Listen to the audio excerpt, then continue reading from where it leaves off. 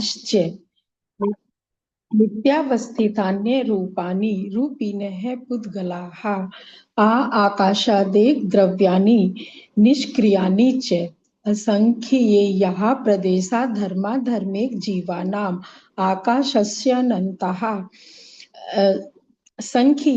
संख्येयाश्च पुद्गलानां नानुः लोकाकाशेऽवगाः धर्माधर्मयोः कृत्स्ने एक प्रदेशादिषु भाज्यः पुद्गलानाम् असंख्य भागादिषु जीवानां प्रदेश संहार विसर्पाभ्यां प्रदीपवत् गति स्थित युप ग्रहो धर्माधर्मयो रूपकारः आकाशस्य अवगाः शरीर वांग मनः प्राणापानाः पुद्गलानां सुख दुख जीवित मरणोपग्रहाश्च परस्परोपग्रहो जीवानां वर्तना परिणाम क्रियाः परत्वापरत्वे च कालस्य।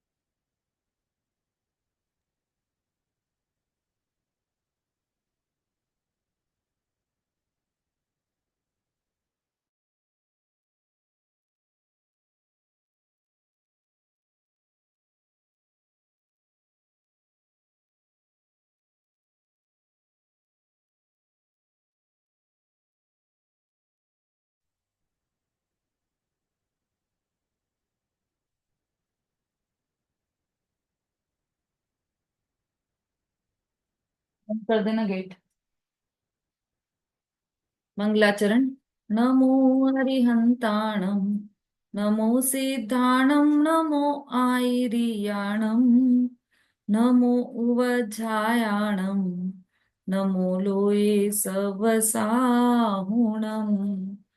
मोक्षमार्गस्य नेतारं वेतारं कर्म बुभ्रतां ज्ञातारं विश्वतत्त्वानां वंदे तद्गुणलब्धये। तत्वार सूत्र जी ग्रंथ है जिसका अपर नाम मोक्ष शास्त्र है, उसका 5वां अध्याय का अध्ययन हम कर रहे हैं। 22 सूत्र हमारे कंप्लीट हो गए हैं और अभी लेटेस्ट में हमने परस्पर उपकार वाले सूत्र का अध्ययन किया है। थोड़े से प्रश्न आपसे पूछते हैं फिर हम आगे बढ़ेंगे।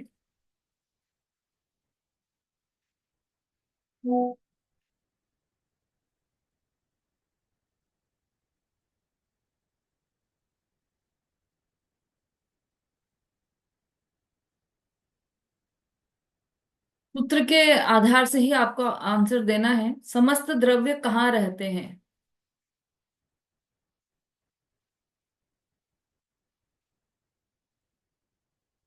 सुलेखा जी। समस्त लोकालोक में, लोकाकाश में। हाँ, इसका सूत्र याद है आपको? सूत्र क्या है?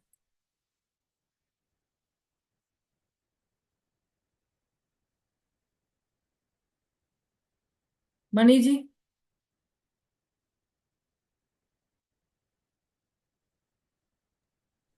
सही है दीदी। जय जय जैन दीदी। लोकाकाशे अवघाव शिष्यावः। थोड़ा सा ठीक। लोकाकाशे लोका लोकाकाशे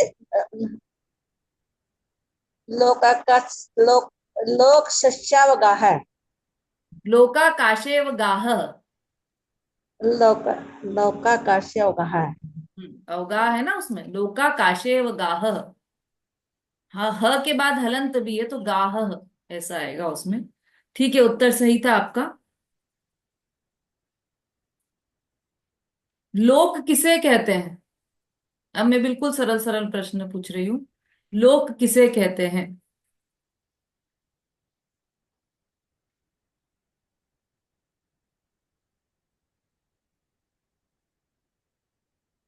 अनीता जी।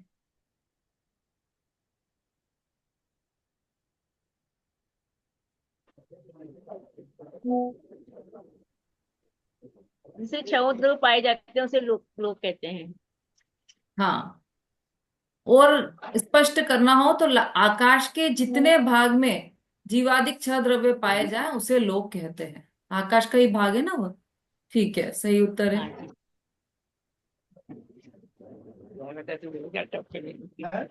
टप्पे में बोला ये सही है। धर्मादि द्रव्यों का आधार क्या है और आकाश द्रव्य का आधार क्या है?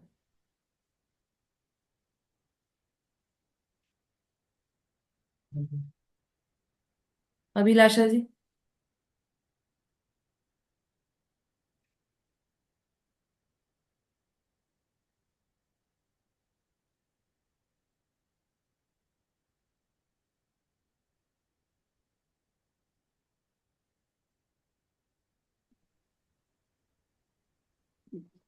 धर्मा धर्मादि द्रव्यों का आधार गति है है। नहीं, वो तो उनका लक्षण है। आधार पूछ रही हूँ मैं।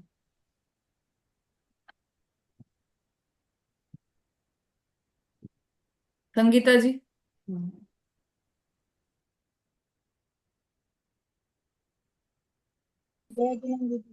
हम्म। धर्म का आधार स्थिति है और आकाश का अवगाहन में। ये तो लक्षण है। ये तो लक्षण है। आधार पूछ रही हूँ मैं। मंजू जी। जय जिनेन्द्र दीदी। हम्म। दीदी सभी द्रव्य अपने अपने आधार से हैं। बिल्कुल सही, बहुत अच्छा उत्तर दिया आपने। निश्चय ने ऐसे तो सभी द्रव्य अपने अपने आधार से हैं, और व्यवहार से? व्यवहार से आकाश ने सभी द्रव्यों को अवगाहन दिया। हाँ, बिल्कुल ठीक। अभी आधा उत्तर हुआ है। मेरा प्रश्न था कि धर्मादि द्रव्यों का आधार कौन है और आकाश द्रव्य का आधार कौन है, या धर्म द्रव्य का आधार कौन है और आकाश द्रव्य का आधार कौन है, दोनों बताने हैं। व्यवहार से। निश्चय से तो सभी द्रव्य अपने अपने आधार से। व्यवहार से बताना है। 1.5 आंसर आ गया हमारे पास। चलिए, कुंद प्रभा जी बोलिए। व्यवहार से धर्म द्रव्य का आधार आकाश द्रव्य है ये और आकाश द्रव्य का आधार वो स्वयं है। बिल्कुल ठीक है। सही उत्तर है। आकाश द्रव्य स्वप्रतिष्ठित है। वो अपने ही आधार से है, और धर्म द्रव्य आकाश द्रव्य के आधार से है। व्यवहार से। और वास्तव में तो सभी द्रव्य अपने अपने आधार से ही है।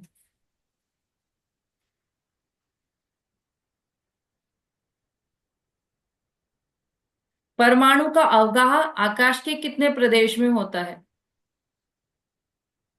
बहुत सरल प्रश्न है ये तो। परमाणु का अवगाह आकाश के कितने प्रदेश में होता है?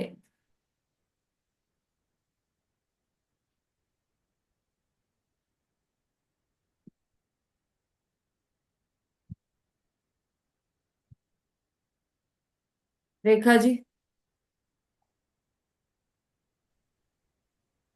एक प्रदेश में दीदी। हाँ, सही उत्तर है। संपूर्ण लोकाकाश में जीव द्रव्य कब व्याप्त होता है? अनुज जी भाई साहब। दी मैं समझ प्रश्न क्या है? संपूर्ण लोकाकाश में जीव द्रव्य कब व्याप्त होता है? तत्समय व्याप्त रहता है। फिर से सुनिए।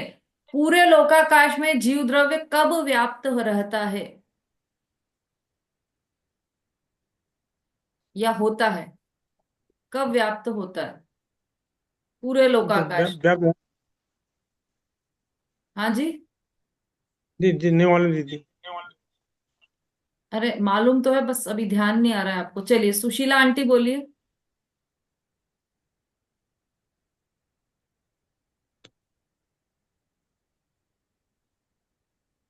समता भाभी।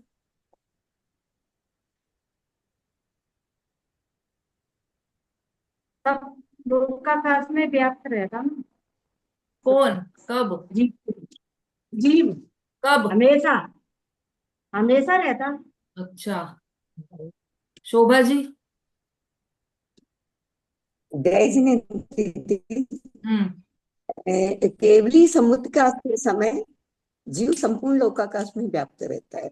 हाँ, सही हो। केवली समुद्रघात के समय। केवली समुद्घात के समय ही जीव लोकाकाश में व्याप्त रहता है, संपूर्ण लोकाकाश में। अभी हमारा जीव पूरे लोकाकाश में व्याप्त है क्या? अभी तो आप जिस शरीर में उतना ही व्याप्त है, पूरे लोकाकाश में व्याप्त नहीं है ना। पूरे लोकाकाश में कब व्याप्त होगा? जब केवली समुद्घात होता है, तब जीव लोकाकाश में पूरे में व्याप्त होता है।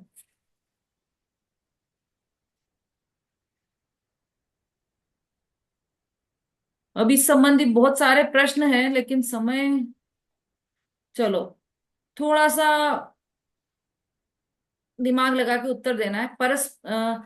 एक जीव का अवगाह क्षेत्र कम से कम कितना है और अधिक से अधिक कितना है? एक जीव का अवगाह क्षेत्र कम से कम कितना है और अधिक से अधिक कितना है?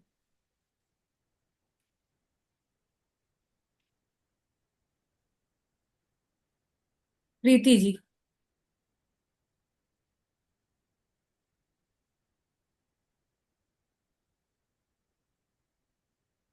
जय जिनेन्द्र दीदी।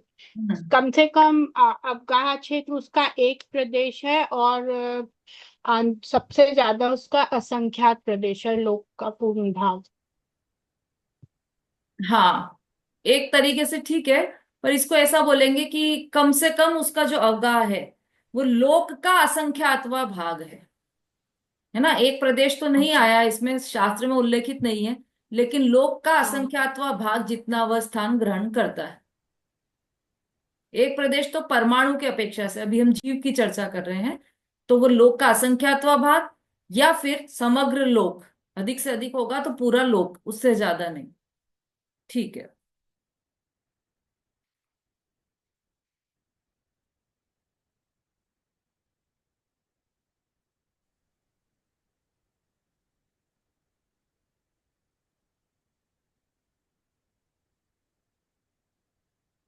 पुद्गल का उपकार क्या है?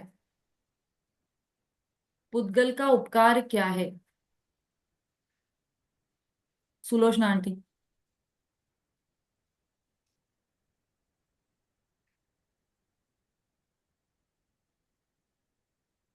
जय जैन दीदी। सुख दुख जन्म मरण ये पुद्गल का उपकार है। हाँ, सूत्र याद है आपको? सूत्र देख के बताएंगे। सुख अच्छा। दुखा जीवन मरण उपग्रस्य। हम्म। सुख दुख जीवन मरण मरणो उपग्रस्य।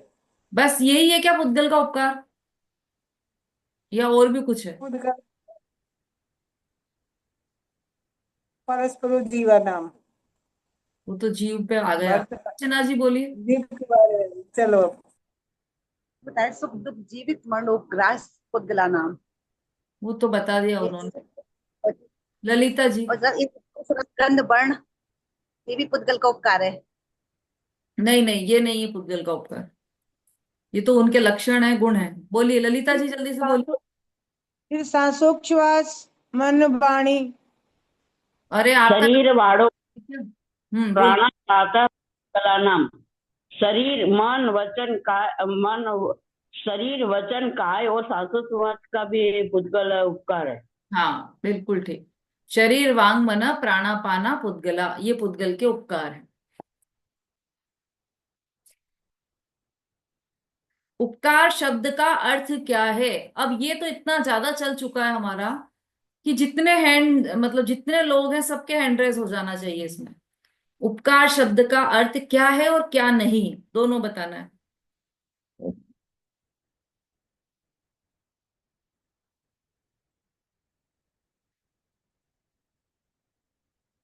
धीरे धीरे नींद में से उठ के फिर करते हैं ना लोग हैंड रेज, इसलिए टाइम लगता है उसमें।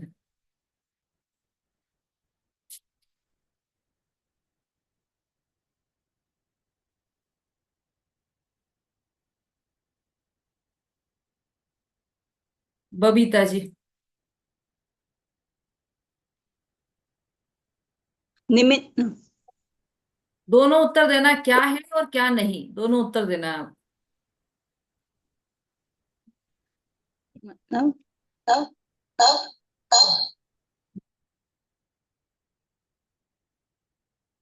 चलिए अनुज जी भाई साहब बोलिए। ये उसका निमित्त है। हाँ, उपकार शब्द का अर्थ निमित्त है, ये तो बबीता जी ने भी बता दिया।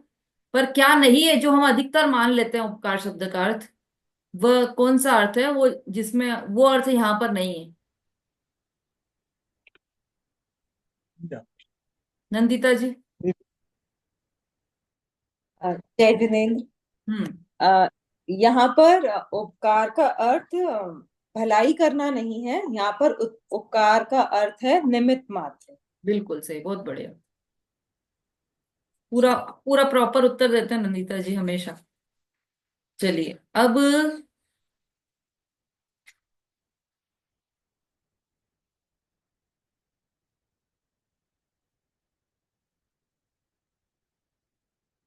व्यवहार काल के कितने भेद हैं और कौन कौन से, जो अभी हमारे इस ग्रंथ में आए हैं, टीका में हमने पढ़े हैं। सुनीता जी।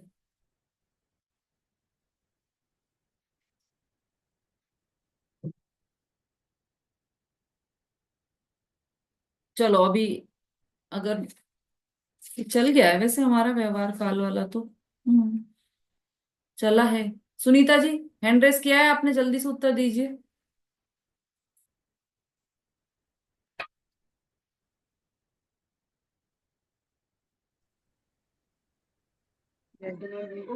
हाँ जी। एंड्रेस दीदी पहले से ही था मेरा।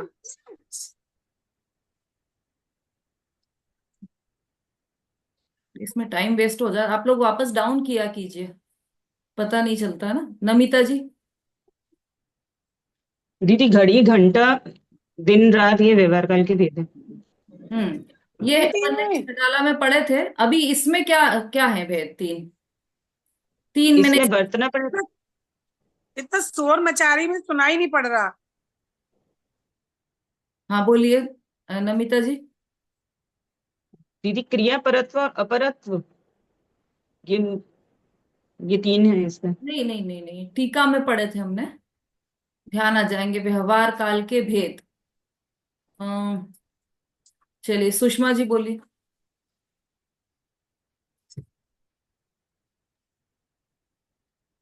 दीदी भूत भविष्यत और वर्तमान। हाँ, ये व्यवहार काल के भेद हैं, देखा जाए तो व्यवहार काल के ये भेद हैं। अभी वैसे तो घड़ी घंटा भी है, पर वो और सूक्ष्म भेद है। मुख्य रूप से तीन भेद है, भूत भविष्य और वर्तमान। बिल्कुल सही कहा वर्तमान। आपने।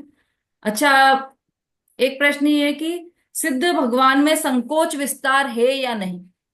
थोड़ा सा अलग हटके है, हालांकि अपन ने ये सब ये पढ़ा नहीं है, लेकिन फिर भी यदि किसी को समझ में आया हो तो वो जवाब दे सकते हैं, और कारण भी बता सके तो बहुत अच्छी बात है।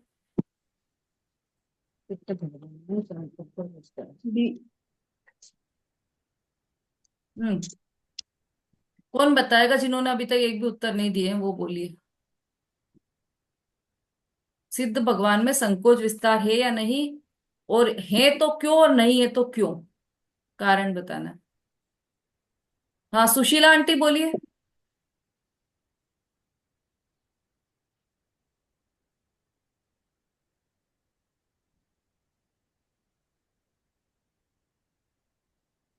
हाँ अनम्यूट करना पड़ेगा आपको। नहीं बात अब हो गया। हाँ।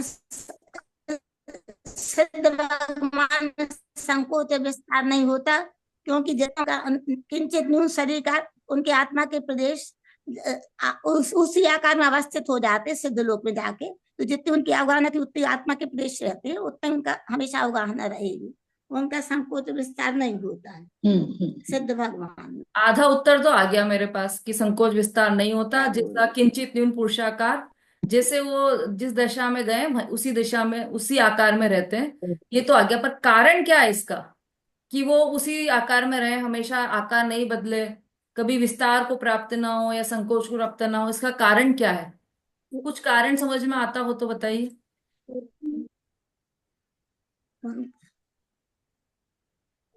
हाँ हाँ, उनका विस्तार कैसे? हाँ, क्यों हाँ, नहीं हो- उनमें संकोच विस्तार तो है। क्यों? प्रश्न तो यही है ना कि क्यों नहीं हो रहा है संकोच विस्तार। अंजू जी। क्योंकि चलो बोला दो, अब हमने बोल दिया था। दीदी, उन जन्म मरण से रहित हो गए हैं, अब उनको कोई शरीर धारण, नया शरीर धारण नहीं करना है, इसलिए संकोच विस्तार की जरूरत हाँ, एक कारण तो ये है, और मुख्य कारण बताना है। अ, है।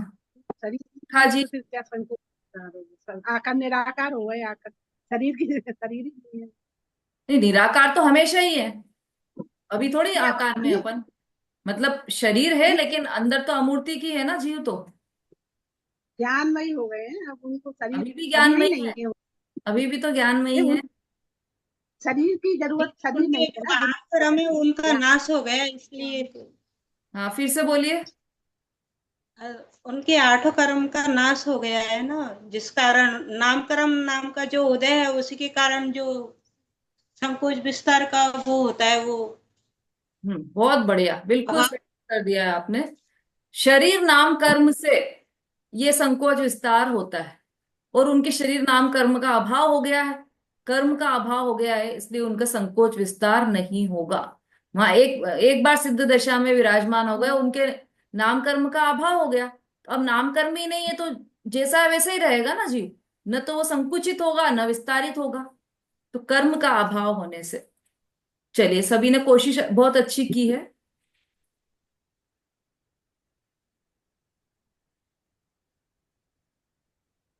अरे, एक जो मैं प्रश्न पूछना चाहती थी वो निकल गया मेरे दिमाग से।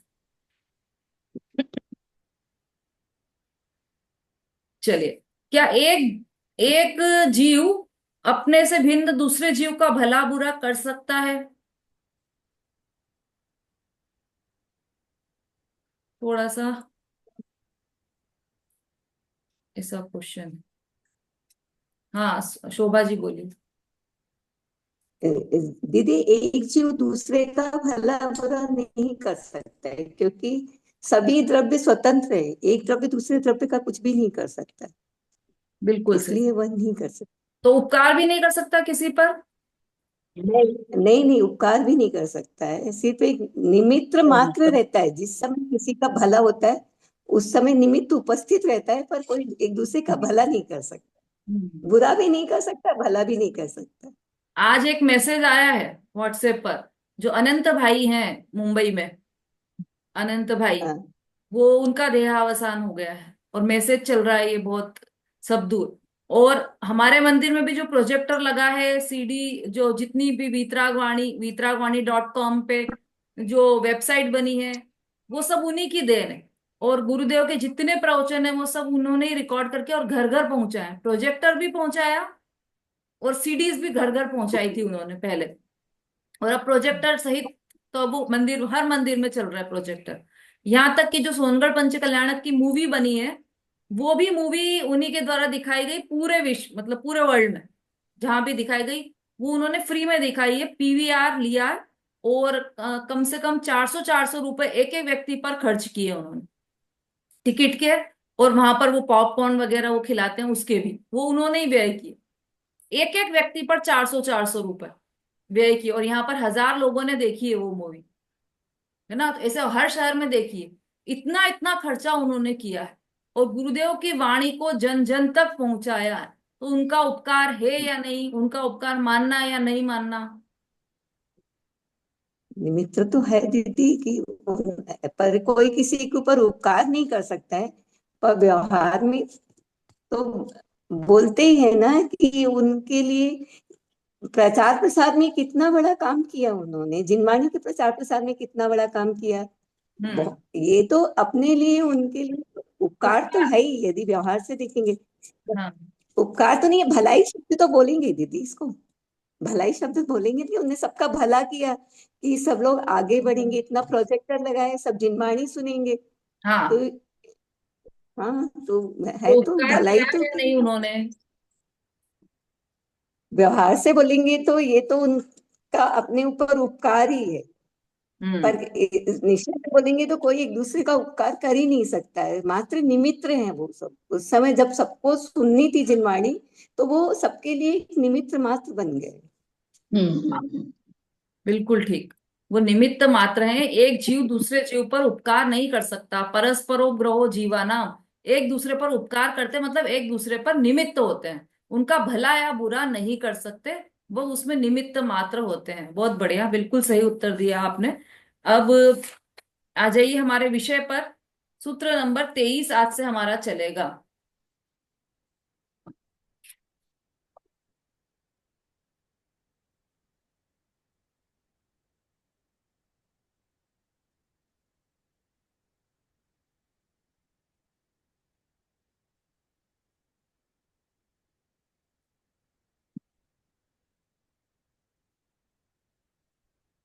ये समझ में आ गया था ना अच्छी तरह से सबको, जो कल हमने पढ़ा था इसमें से तत्वार्थ मणि प्रदीप में से उपकार शब्द का अर्थ क्या है और किस तरह से निमित्त का क्या रोल रहता है हमारे जीवन में।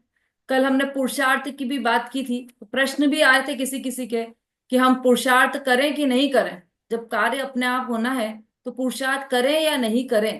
तो इसमें देखो एक एक बात और है जो कल रह गई थी कहने से, समय कम था। तो पुरुषार्थ का अर्थ क्या है पहले तो हमें ये समझना चाहिए।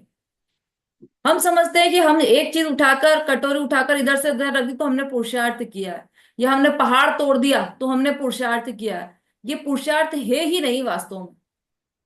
पुरुषार्थ किसे कहते हैं? क्योंकि वो तो परद्रव्य है, परद्रव्य में तो जीव कुछ कर ही नहीं सकता।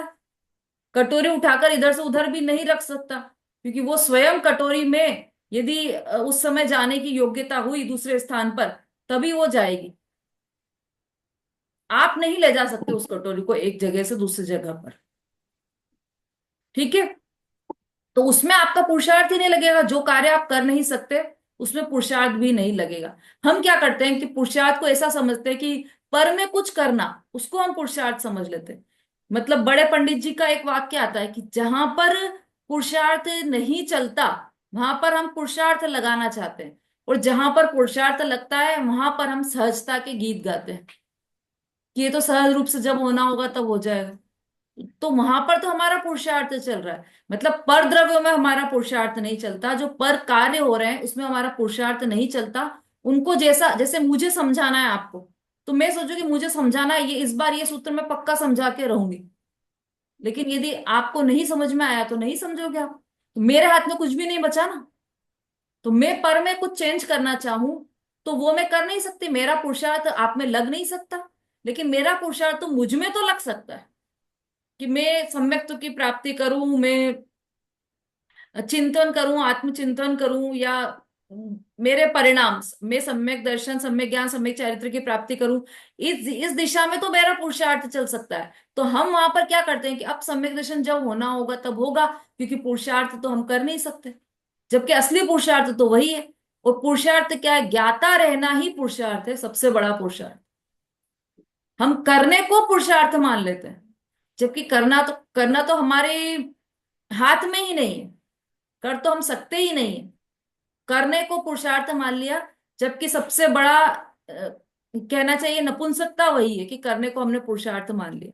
जबकि पुरुषार्थ तो वास्तव में ज्ञाता रहना है और हम अपने स्वरूप में स्थिर रहना है, ये पुरुषार्थ है। उस पुरुषार्थ को हम कर नहीं रहे हैं और हमेशा पुरुषार्थ पर में मान रहे हैं।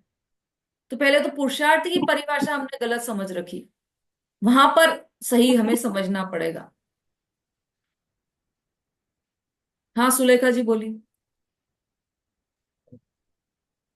दीदी मेरा एक प्रश्न है कि जैसे मतलब लौकी है, तो लौकी हमने चाकू से बनाई है, तो कहते हैं कि लौकी को तो चाकू टच भी नहीं करता, आप बना कैसे सकते हो?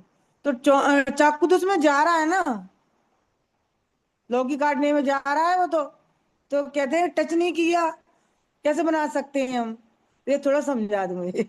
हाँ, ये अपने यहाँ सूत्र आ चुका है। अभी देखो वो सूत्र आया था ना अपना, उसमें टीका में आया। ये पूरा जो आपका प्रश्न है ना वही प्रश्न किया है वहां पर। कील वाला, कौन सा वाला? ये जो कील कहते हैं ना, कि वो सुई सुई हाँ, सुई वाला कौन से सूत्र में आया है ये?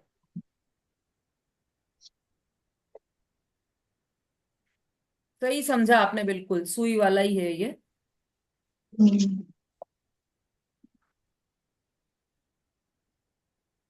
कौन से सूत्र की टीका है ये?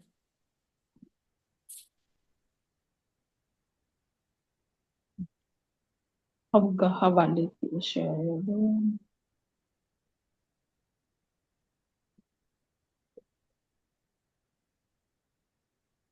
चलो, अब जहां पर भी है उसको देखना, आप चेकआउट करना। सुई वाला दृष्टांत दिया है उसमें कि सुई शरीर में प्रवेश नहीं कर सकती, तो सुई शरीर में प्रवेश क्या, उसको टच भी नहीं कर सकती, ये दिया है वहां पर। तो कहाँ गई सुई? सुई तो आकाश में गई, है ना। जैसे सब्जी है तो चाकू ने 41 पेज पर रहेगा। कौन सा? 5वां, 341 पेज पर 5वां पॉइंट। ठीक। हम्म। हाँ, बिल्कुल सही। निकाल लीजिए सुलेखा जी, पढ़िए 5वां पॉइंट। दीदी मुझे हमारे सूत्र चल रहा है तो मैं अभी बुक नहीं ची रही हूँ। अच्छा, चलिए ऐसा सुन लीजिए बस आप। सुई और शरीर भिन्न भिन्न द्रव्य है। सुई का शरीर के परमाणु में प्रवेश नहीं हो सकता। एक परमाणु दूसरे को परस्पर चुंबन भी नहीं करते, मतलब स्पर्श भी नहीं करते, तो सुई का प्रवेश शरीर में कैसे हो सकता है? सचमुच तो सुई का शरीर के परमाणु में प्रवेश नहीं हुआ है। दोनों की सत्ता और क्षेत्र भिन्न भिन्न होने से आकाश क्षेत्र में दोनों का संयोग हुआ कहना वह व्यवहार मात्र है। व्यवहार से ऐसा कहा है कि चाकू से लौकी, लौकी को काटना तो अपन शब्द बोलते नहीं, जैन है ना अपन, तो सुधारना। चाकू से लौकी को सुधार लिया गया, ऐसा व्यवहार से कहा जाता है। वास्तव में तो जो चाकू के परमाणु हैं वो अलग है, और लौकी के परमाणु वो बिल्कुल अलग है, और दोनों परमाणु ने एक दूसरे को स्पर्श भी नहीं किया है। वो परमाणु अपने में, परमाणु अपने में। तो फिर यहाँ किसी को बताते तो कोई मानने तैयार ही नहीं है। फिर तुम कह रही हो तो लौकी तो इसी से बन रही है, चाकू से अंदर जा रहा है चाकू। वो कहे कि नहीं बनाए, चाकू छुआ ही नहीं है। एक बार ऐसे बहस हो गई दीदी, पंडित जी ने ऐसे प्रवचन दिया था तो मैंने बताया, तो वो कहे कि ऐसे कैसे हो सकता है, चाकू तो उसके अंदर जा ही रहा है, क्यों नहीं छुआ उसने। तो कैसे समझाए दीदी? कि ना, यदि छू लेता ना उसने तो उस रूप हो जाता। यदि लौकी चाकू को छू लेती तो चाकू जो है वो नरम हो जाता लौकी जैसा। चाकू चाकू नहीं रहता, क्योंकि वो परमाणु उसमें प्रवेश कर जाते, इसके परमाणु उसमें प्रवेश कर जाते, तो दोनों में एक दूसरे के गुण मिल जाते। वो नहीं होता है। चाकू चाकू ही रहता है, लौकी लौकी ही रहती है। इसलिए ऐसा कहा है कि उसके परमाणु उसमें ही रहते हैं, उसके परमाणु उसमें ही रहते हैं, दोनों एक्सचेंज नहीं होते। एक्सचेंज हो जाएंगे तो स्वरूप बदल जाएगा, चाकू जैसे लूज लूज ऐसा ऐसा हो जाएगा जिससे लौकी सुधरेगी भी नहीं। इसका मतलब यह है कि दोनों के परमाणु अपने अपने में ही रहते हैं, और जिन परमाणुओं का जैसा परिणमन होना होता है वैसा ही होता है। चूंकि चाकू के परमाणु लौकी में प्रवेश भी नहीं करते। तो लौकी किससे बनी फिर? अपने आप। अच्छा। तो दीदी क्या निमित्त मानते हैं उसको फिर, चाकू को लौकी के बोला ना, साथ? अभी बोला ना, व्यवहार से ऐसा कहने में आता है। निमित्त मानते हैं मतलब कहने में आता है, वास्तव में नहीं। वास्तव में तो वो सब अपने आप। भाई देखो, यदि चाकू से लौकी कटना होती, लौकी सुधरना होती, तो हम तो चाह रहे थे कि उसके इक्वल पीस हो, कोई पीस बड़ा और कोई पीस छोटा कैसे हो रहा है। आपने तो चाकू सही सही जगह लगाने का प्रयास किया था, लेकिन कैसी सुधर रही है आपको पता ही नहीं है। अलग अलग सुधर रही है, कोई बड़ा पीस हो रहा है, कोई छोटा पीस हो रहा है, तो कैसे हो गया ये? मतलब तो दीदी चाकू। आकाश द्रव से हुआ ये, आकाश द्रव में गया चाकू। हाँ, चाकू, लौकी भी आकाश में है, और चाकू भी आकाश में है। प्रत्येक द्रव्य का अवगाहन तो आकाश द्रव्य में ही है ना। जैसे दीदी, जैसे हम कहीं जाते हैं तो हमने सूटकेस लगाया, तो उसमें कपड़े भरते जाते हैं हम, तो आकाश द्रव जगह दे रहा है। सूटकेस को है भी ना? आकाश द्रव्य जगह दे रहा है। आपको भी, जो भरने वाला है सूटकेस को, उसको भी आकाश द्रव्य ने जगह दी है। सब पूरा स्थान जितना भी है वो सब आकाश द्रव्य ही तो है, और वो ठीक है आकाश दीदी। द्रव्य ने ही स्थान दिया सब दूर। और देखो स्पष्ट रूप से आपका ही वाला उदाहरण दिया है, इसमें सुई और शरीर का दिया है, उसकी जगह लोकी और चाकू लगा लो आप, पूरा वही का वही दिया है। देखो दोनों की सत्ता और क्षेत्र भिन्न भिन्न होने से आकाश क्षेत्र में दोनों का संयोग हुआ कहना, कि दोनों संयोग रूप से रहे, ऐसा कहना व्यवहार मात्र है, वास्तव में नहीं है। पर ऐसा कह दिया गया उस समय, जो चाकू है उस समय अंदर गया, तो ऐसा कह दिया गया कि ये चाकू अंदर गया। जैसे तलवार और म्यान है, और सरल उदाहरण लो आप, है ना। तो म्यान है, तो तलवार जो है वो म्यान में गई कि नहीं गई? तो बिल्कुल भी टच नहीं हुई ना वो, तो वहां पर अलग ही पड़ी है अंदर वो म्यान में। ऐसे ही चाकू भी अलग ही पड़ा है लोकी से, जी जी। उससे स्पर्श भी नहीं हुआ है। उसके परमाणु अलग, लोकी के परमाणु अलग, और उसके परमाणु, और वो आकाश में प्रवेश किया है। जो जो गड्ढा बना है ना वो आकाश, वो उसमें प्रवेश किया है चाकू ने। दोनों के सत्ता और क्षेत्र भिन्न भिन्न होने से आकाश के क्षेत्र में दोनों का संयोग हुआ कहना यह व्यवहार मात्र है। मतलब ऐसा कहना कि चाकू से लोकी सुधारी गई, ऐसा कहना व्यवहार से कहा है, निश्चय से ऐसा नहीं है। लोकी को उस समय, लोकी के परमाणु को जैसा परिणमित होना था वैसे परिणमित हुए, चाकू से परिणमित नहीं हुए। ठीक है जी, धन्यवाद दीदी। हाँ जी, शोभा जी बोलिए। अरे दीदी वो 5वां पॉइंट मिल गया था सुई और शरीर का, हाँ तो बता रही थी 341 पर है, हाँ ये बता रही थी फिर बात। ठीक है, बढ़िया है, आप लोगों का अच्छा स्वाध्याय है। सुषमा जी का भी बहुत बढ़िया स्वाध्याय है, बहुत उनको ध्यान रहता है कौन सी चीज कहाँ पर लिखी है, फटाफट ढूंढ के बता भी दिया, बहुत अच्छा। और एक एक तो वो वीडियो को देखते हैं उस पे भी, क्योंकि